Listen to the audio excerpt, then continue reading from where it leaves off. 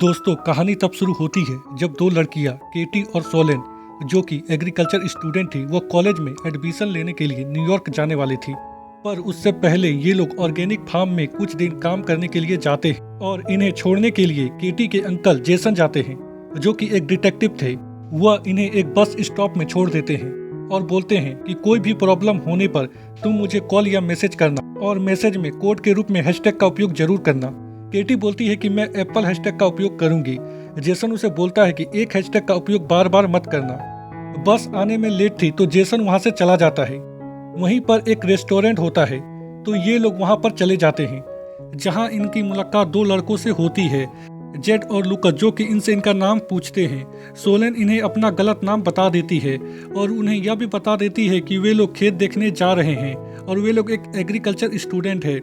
Z इन्हें खेत तक छोड़ने की बात कहता है। केटी मना कर देती है, पर सोलेन किसी तरह केटी को मना लेती है। फिर ये लोग उनके साथ जाते हैं, पर जेड और लुकस इन्हें खेत ना ले जाकर अपने घर ले जाते हैं। केटी इन्हें फार्म यानी कि खेत ले जाने को कहती है। तभी जेड और लुकस की मॉम आती है, जो कि इन्हें बोलती है कि पहले नाश्ता पानी कर लो, बाद में ये लोग तुम्हें खेत तक छोड़ देंगे। ये लोग तैयार हो जाते हैं। लुकस की मॉम उन्हें चाय और नाश्ता देती है। तभी केटी के अंकल का मैसेज आता है। केटी हैशटैग के साथ रिप्लाई देती है कि वह ठीक है। तभी सोलेन को चक्कर आने लगता है और वह समझ जाती है कि इन लोगों ने खाने में जरूर कुछ मिलाया है और ये लोग उन्हें किडनैप करना चाहते हैं। सोलेन केटी को लेकर वहां से भागती है, पर वह ज्यादा दूर तक जा नहीं पाती और बेहोश हो जाती है। बेहोश होने के बाद जेड और लुकस उन्हें लेकर वापस घर आ जाते हैं। जब इनकी आंखें खुलती है तो ये लोग खुद को जंगल में पाते हैं, एक सिक्कड़ से बंधा हुआ। ये लोग मदद के लिए चिल्लाने लगते हैं। तभी वहां पर जेट आता है, जो कि इन्हें बोलता है कि और चिल्लाओ, इस जंगल में तुम्हारी आवाज कोई भी सुन नहीं पाएगा, क्योंकि इस जंगल में कोई भी आता जाता नहीं है। थोड़ी देर बाद वहां पर बोरिस नाम का एक आदमी आता है, जो कि केटी से पूछता है कि जोसेन नाम के एक आदमी ने तुम्हें मैसेज किया है, पर पिछली बार तुमने जब रिप्लाई किया था तो उसमें एप्पल हैशटैग का उपयोग किया था, इसका क्या मतलब है? केटी बोलती है कि एप्पल हैशटैग का मतलब है कि हम ठीक हैं। बोरिस जोसन को मैसेज करता है और लिखता है कि मैं ठीक हूँ और हैशटैग में एप्पल का प्रयोग करता है। जेट सोलेन और केटी को उनके सामने नहाने को कहता है। तभी वहाँ पर एक पुलिस वाला आता है, जिसका नाम एंड्रियो होता है। सोलेन और केटी भागते हुए उसके पास जाती है और मदद मांगती है, पर इन्हें थोड़ी देर में ही पता चल जाता है कि ये पुलिस वाला भी इनके साथ मिला हुआ है। लुकस इन्हें कंटेनर में बंद करने के लिए जाता है। केटी लुकस को बोलती है कि हमें छोड़ दो, तुम्हें जो चाहिए हम देने के लिए तैयार हैं, पैसे भी। पर लुकस उसकी बात नहीं मानता और उन्हें कंटेनर में बंद कर देता है। थोड़ी देर बाद हम एंड्रियो को देखते हैं, जो कि केटी के कंटेनर से निकलता है, जिससे हमें पता चल जाता है कि उसने केटी का रेप किया है। दूसरी तरफ जेसन अपना फोन चेक करता है तो उसे केटी का मैसेज मिलता है, जिसमें उसने दोबारा एप्पल हैशटैग का प्रयोग किया था और वह समझ जाता है कि जरूर वे लोग किसी मुसीबत में हैं, क्योंकि इस बार हैशटैग चेंज होकर आना चाहिए था। दूसरी तरफ हम जेट को देखते हैं, जो कि एक आदमी को लेकर आता है, जो कि सोलेन को चुनता है। जिसके बाद वो आदमी सोलेन के कंटेनर में जाता है, जो कि एक साइको होता है। सोलेन के विरोध करने पर वह आदमी सोलेन को सीक्रेट से जला देता है, जिसकी आवाज सुनकर केटी बहुत ही डर जाती है। थोड़ी देर बाद किसी के चिल्लाने की आवाज आती है, जिसे सुनकर जेट और लुकस केटी और सोलेन का चेहरा कवर कर देते हैं। तभी वहां पर एक आदमी आता है, जो कि इनके सामने एक पिग का मुखौटा पहनकर था, और जब केटी और सोलेन उस आदमी को देखते हैं, जो कि पिग का मुखौटा पहनकर था, तो ये लोग बहुत ही डर जाते हैं। वह आदमी सोलेन को चुनता है और उसे कंटेनर में ले जाता है, और जब वह आदमी वहां से चला जाता है तो केटी देखती है कि सोलेन की हालत बहुत ही खराब है।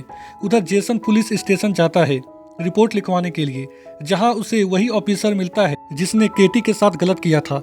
जेसन उसे बताता है कि वह FBI में डिटेक्टिव है, उसकी भांजी और दोस्त कहीं गायब हो गई है और वह जिस खेत यानी कि फार्म में जाने वाली थी वहां पर अभी तक नहीं पहुंची है। जेसन उसे मैसेज के बारे में भी सब कुछ बता देता है।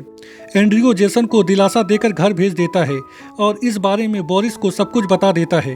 बोरिस नहीं चाहता था कि उसके काम के बारे में FBI को पता चले कि वह लोग क्या काम करते हैं, इसीलिए वह जेट को इन दोनों लड़कियों को मारने को कहता है और बोलता है कि हमें कल और लड़कियां पकड़नी हैं। इन लोगों की बात केटी सुन लेती है। जेसन उसी रेस्टोरेंट में जाता है जहां पर लड़कियां गई थी और उसके मालिक से फोटो दिखाकर उन लड़कियों के बारे में पूछता है। वह आदमी जेसन को बताता है कि वह लड़कियां दो लड़कों के साथ गई है, जिसके पास एक ब्लू कार थी। दूसरी तरफ हम केटी को देखते हैं जो कि सोलेन को बताती है कि अब ये लोग हमें मारने वाले हैं। तभी जेट आता है उस आदमी को लेकर जिसने सोलेन को सीक्रेट से जलाया था। केटी उस आदमी को सड्यूस करने की कोशिश करती है और सड्यूस करने के बहाने उस आदमी के गर्दन में काट कर उसे जान से मार देती है। और जब एंड्रियो आता है तो ये लोग उसकी कार को लेकर वहां से भाग जाते हैं और एक हार्डवेयर की दुकान में जाकर सामान खरीदते हैं। यह देखकर हमें समझ में आ जाता है कि अब इन लोगों के दिमाग में क्या चल रहा है। जेसन कार इंश्योरेंस कंपनी से ब्लू कार का एड्रेस निकलवाता है जो कि बोरिस का होता है। इधर केटी और सोलेन बोरिस पर हमला कर देती है जो कि अपने घर में होता है और उससे उस मार्क्स वाले आदमी का एड्रेस पूछती है। बोरिस उसे सब कुछ बता देता है। प्लीज मुझे छोड़ दो, तुम्हें पैसे चाहिए तो मैं पैसे देने के लिए भी तैयार हूँ।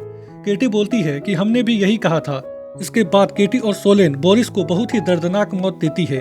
तभी वहाँ पर जेसन आ जाता है। जेसन इन लड़कियों को देखता उससे पहले ही केटी और सोलेन वहाँ से निकल जाते हैं। जेसन पुलिस स्टेशन जाता है।